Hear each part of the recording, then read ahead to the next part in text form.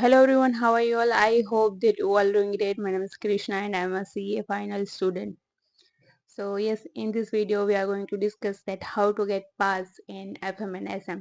मेरे टाइम पे यानी कि नवंबर 23 में मैंने ESI एंड SM पेपर दिया था और वो जो पेपर था वो पेपर नंबर 7 था एंड पेपर नंबर 8 था वो FM एंड इको था। तो यहाँ मैं स्क्रीनशॉट लगा दूंगी कि कितने मेरे आए थे ESI SM में और स्पेसिफिकली एसएम में। तो एसएम में थे मेरे, यहाँ पे आप देख सकते हो 18.5 आउट ऑफ 35 एंड जो 15 मार्क्स थे एमसीक्यू में। तो आई डोंट नो कि एमसीक्यू में कितने आए थे क्योंकि ऑब्वियसली हम कैलकुलेट नहीं कर सकते। और जो एफएम एंड इको में भी वैसे ही था, उसमें 100 मार्क्स का पेपर था। तो यहाँ पे आप देख सकते हो। तो जो पहले वाले और दूसरे वाले का जो सम आता है जो 26.5 वो था मेरा एफएम का स्कोर और बाकी था वो इकोनॉमिक्स का स्कोर था। तो यार दैट्स हाउ इट इज। तो मैं अपने बात करूँ तो ये था मेरा फोर्थ अटेम्प्ट नवंबर 23 में, उसमें मैं पास हुई। तो पहले से लेके यानी कि अटेम्प्ट 1 से लेके अटेम्प्ट 4 तक सेकंड ग्रुप में मैं एफएम की वजह से ही फेल होती थी। इको भी मेरा हो जाता था, एफएम की वजह से ही मैं हर बार फेल होती थी। तो ऐसा मैंने क्या किया, मैंने फोर्थ अटेम्प्ट में कि मैं पास हो गई। तो स्पेसिफिकली हम बात करते हैं पहले एफएम की। मैंने अपने पहले के वीडियो में भी बताया है कि मैंने एक स्टोरी की वजह से लेक्चर्स परचेस नहीं किए थे। तो यूट्यूब से तो मेरे थियोरिकल सब्जेक्ट्स जो थे वो हो गए। प्रैक्टिकल सब्जेक्ट्स में मुझे प्रॉब्लम आ जाता। तो एडवांस अकाउंटिंग था सेकंड सब्जेक्ट सेकंड अटेम्प्ट में। तो उसमें भी मैंने यूट्यूब में तेजस सूचक सर के लेक्चर्स देखे थे और वो भी मेरा हो जाता था हर बार। बाकी रहे ऑडिट एंड ESISM, तो वो भी थियोरिकल है और मेरा थियोरी सबसे स्ट्रॉन्ग है। तो थियोरिकल शब्दों में तो मैं हर बार पास हो ही जाती थी, इवन इन ऑडिट। तो मुझे प्रॉब्लम सबसे ज़्यादा आती थी एफएम में। FM was the only reason जिसकी वजह से मैं हर बार फेल होती थी।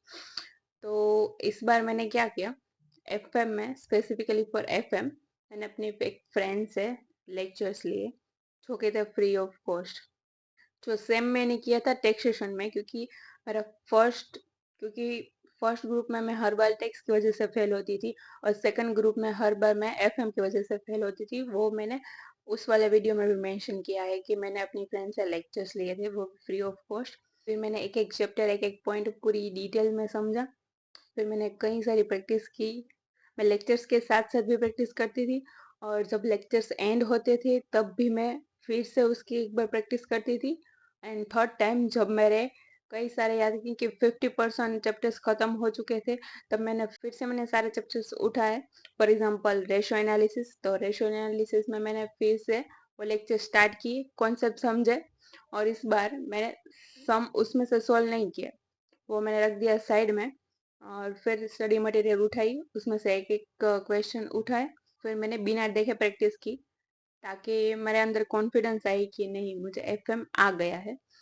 तो कॉन्फिडेंस गेन करने के लिए मैंने सारे सम्स तीसरी बार प्रैक्टिस किए और फिर जब फोर्थ टाइम एग्जाम आने वाली थी तब मैंने एक बार प्रैक्टिस की थी। और इवन मैं एग्जाम के टाइम में भी यही करती थी जब 1.5 डेज की लीव होती। सब लोग क्या करते हैं, सेल्फ स्टडी करते हैं यानी कि बुक्स उठा के ऐसे ही पढ़ते, और मेरे से वो बिल्कुल भी नहीं होता। मुझे वहाँ पे नींद आने लगती है और फिर मुझे वो सब बोरिंग लगता है, इसलिए मैं लेक्चर स्टार्ट करती हूँ, वो सारे कॉन्सेप्ट रिवाइज करती हूँ सो दैट कि कोई दिक्कत ना आए। तो यार ऐसे मैंने एफएम की पूरी प्रिपरेशन की। यूट्यूब में भी एक फैकल्टी है जो स्टडी मटेरियल के सारे क्वेश्चंस करवाते हैं। तो नीचे आप मुझे कमेंट करना, मैं वो सर की प्लेलिस्ट या तो वो सर का नाम डाल दूंगी। अब उनकी यूट्यूब चैनल पे जाके वो आप सर्च करना तो प्लेलिस्ट आ जाएगी। It is free of cost only. तो या that's how I prepared for FM. So now we are jumping on SM. So SM के लिए मैंने पहले भी मेंशन किया है कि मेरा थियोरिकल सब्जेक्ट स्ट्रॉन्ग है। तो एसएम में भी मेरी सेम स्ट्रेटेजी थी। पहले मैंने यूट्यूब के लेक्चर्स देखे। वो एक जेके की फैकल्टी है, वो भी यूट्यूब पे ही आपको लेक्चर्स मिल जाएंगे। उसका भी मैं नीचे आप कमेंट करना, मैं नाम मेंशन कर दूंगी या तो प्लेलिस्ट की लिंक दे दूंगी। तो आप वहाँ से वो रेफर कर सकते हैं। वो इतना अच्छा पढ़ाते हैं, आपको एसएम का एक एक टॉपिक समझ में आ जाएगी, लाइन समझ में आ जाएंगी। अगर आप वो कॉन्सेप्ट प्रैक्टिकली समझोगे तो आपको वो याद रखने में इजी पड़ेगा, जो कि मैंने किया था। वो सर इतना अच्छा पढ़ाते हैं, एक एक प्रैक्टिकल वो जो लाइव एग्जाम्पल होते हैं वो देते हैं, और ऐसे करके वो सर पढ़ाते हैं, वो भी यूट्यूब पर, और वो भी फ्री ऑफ कॉस्ट। सर की पढ़ाने की क्वालिटी इतनी अच्छी है कि अगर आप पेड लेक्चर्स भी लेंगे ना, तो उससे भी ज़्यादा ये सर अच्छे से पढ़ाएंगे, वो भी फ्री ऑफ कॉस्ट। वो मैं गारंटी ले सकती हूँ। और आप उससे पहले प्रीफर करना और फिर आके मुझे कमेंट करना कि मैंने सही कहा या नहीं। उसमें भी मैंने ऐसे किया था। और एफएम तो मुझे इतना अच्छा लगा कि आई डोंट नो व्हाई, उसके जो कॉन्सेप्ट है वो सर बोलते हैं तो अपने आप मुझे समझ में आ जाता है, मुझे वो दूसरी तीसरी बार पढ़ना भी नहीं पड़ता है। बाकी क्या होता है मेरे साथ कि जो प्रैक्टिकल सब्जेक्ट है उसके जो कॉन्सेप्ट होते हैं वो मुझे एक बार में नहीं समझ में आता है। आप ले लो कॉस्ट, या तो आप अकाउंट्स, या तो आप कोई भी सब्जेक्ट उठा लो, या तो टैक्सेशन, मुझे एक बार में बिल्कुल भी समझ में आता है। इवन इन थियोरिकल सब्जेक्ट, आप ऑडिट उठा लो, आप लॉ उठा लो, मुझे एक बार पढ़ना ऐसे ही मैं गो थ्रू करती हूँ, सर जो समझाते हैं वो समझने की ट्राई करती हूँ, 10% 20% समझ में आता है। फिर जब सेकंड टाइम लेक्चर स्टार्ट करती हूँ, समझने बैठती हूँ, तो फिर मुझे 90% समझ में आता है। But for the very first time मुझे ऐसे में ऐसा बिल्कुल भी नहीं हो। सर ने जो पहली बार पढ़ा है वो मुझे 100% समझ में आ गए। बट फॉर रिविजन्स मैंने फिर से उनके लेक्चर्स रिफर करना स्टार्ट किया। मैंने मिनिमम 7 to 8 टाइम्स रिवाइज किया उसे एफएम में, क्योंकि मुझे वो पढ़ना इतना अच्छा लगता था, इतना अच्छा लगता था। जब भी कोई प्रैक्टिकल सब्जेक्ट पढ़ने बैठती थी और मुझे नींद आती थी या तो फ्रस्ट्रेशन फील होता था, तब मैं ऐसे उठाती थी, और फिर मेरा माइंड एकदम कंट्रोल में आ जाता था। और फिर जब मैं कंफर्टेबल हो जाती थी, फिर मैं दूसरे सब्जेक्ट लेने स्टार्ट करती थी। तो that's how I prepare FM. तो it was, I like it. अब बात करते हैं कि मैंने प्रैक्टिस की थी, कैसे की थी। तो एफएम का तो मैंने बता दिया कि मैंने कैसे प्रैक्टिस की थी। पहली बार जब मैं लेक्चर्स देखती थी तब प्रैक्टिस की, दूसरी बार सब कुछ फिनिश हो जाता था तब, तीसरी बार जब मेरा 50% या 70% सिलेबस खत्म हो चुका था तब, एंड फोर्थ टाइम जब एग्जाम आने वाले थे तब, एंड एसएम की।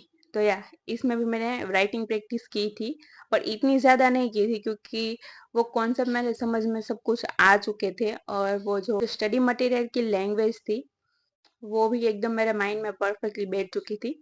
तो उसमें मुझे ज़्यादा प्रैक्टिस करने की ज़रूरत नहीं पड़ी थी। या मैंने की थी पर एक दो बार ही की थी। बाकी थ्योरी सब्जेक्ट में it is very important to do writing practice, जो कि मैंने सब में की थी। क्योंकि मेरे इतने सारे अटेम्प्ट लग चुके थे। बाकी मैंने पहले, दूसरे और तीसरे अटेम्प्ट में बिल्कुल भी राइटिंग प्रैक्टिस नहीं की थी।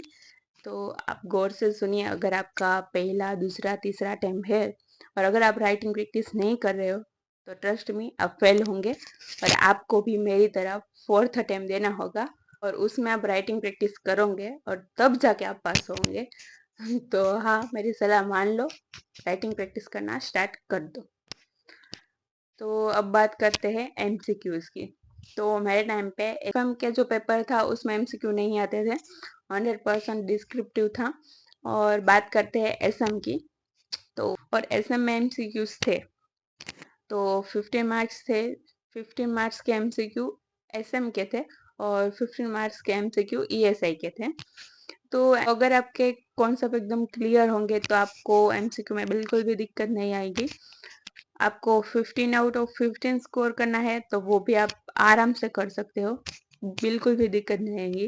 बट उसके लिए आपको कॉन्सेप्ट ऑफ क्रिएटी इज इम्पोर्टेंट, उसके बिना कुछ नहीं हो सकता। कि एसएम में जो एमसीक्यूज होंगे वो कॉन्सेप्ट बेस्ड होंगे, ना कि ऑडिट के जैसे कि वो कोई भी बीच में से लाइन उठाएंगे स्टडी मटेरियल की और डाल देंगे। नहीं, ऐसा बिल्कुल भी नहीं होगा।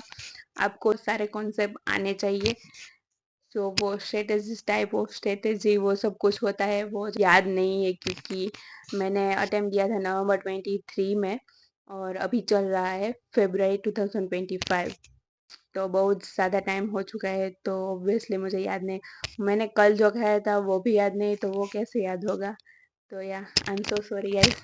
सो yeah that was all from my side. अगर आपको वीडियो अच्छा लगा, हेल्पफुल लगा, फ्रूटफुल लगा तो वीडियो को लाइक करना। अगर आप मेरे चैनल पे नए हो तो वीडियो को सब्सक्राइब करना, और कोई भी डाउट हो तो कमेंट में लिखना ज़रूर और मैं रिप्लाई करूँगी। सो या बाय बाय गाइस, मिलते हैं अगले वीडियो में।